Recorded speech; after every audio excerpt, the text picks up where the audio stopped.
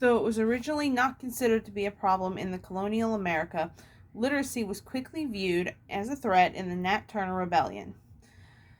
There were even black schools in the colonies to educate the black community prior to this. However, the Nat Turner Rebellion changed everything and ignited fears of a rebellion among the slaves.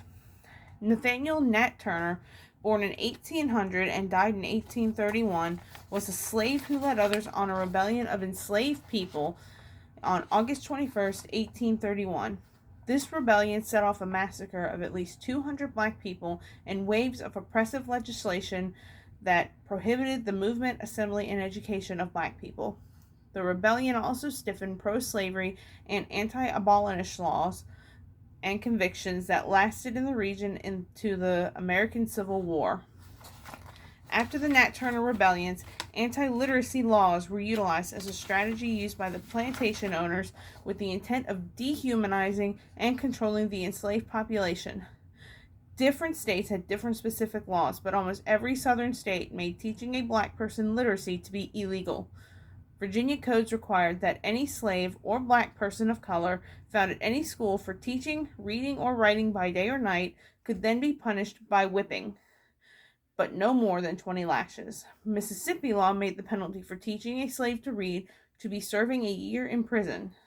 North Carolina stated that to teach a slave to read or write, or to sell or give him any book, Bible not accepted, or pamphlet is punished with 39 lashes or imprisonment.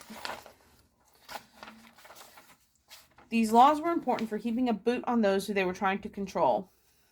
Illiteracy of the black man reinforced the ideal that Africans were inferior to whites. Literacy in the antebellum South was a form of intellectual development and oftentimes social mobility.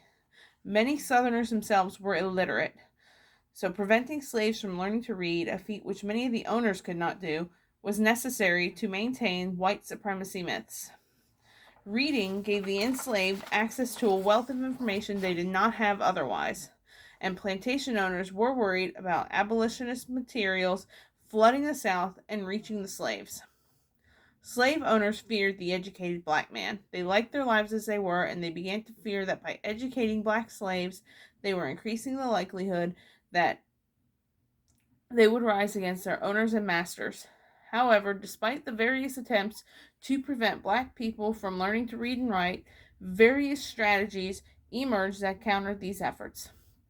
Slaves working in plantations as house servants often participated in the lessons of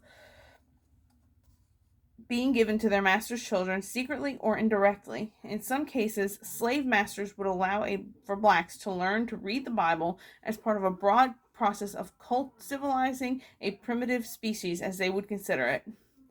In the North, there were literacy societies created to encourage reading in the black community, such as the Theban Literacy Society of Pittsburgh, the African American Female Intelligence Society of Boston, and the New York-based African Clarkson Society. Though many in the South deemed the ability to read or write important, they did not deem it important enough to risk losing those who were enslaved to them. Those who are weak-willed and cling on to power often fear the education of those who they need to hold on to any kind of power they have. I love the poorly educated, as some might say. However, many times people simply want those who are uneducated to remain as such so that they follow blindly, as it was back in the South back in the 1800s.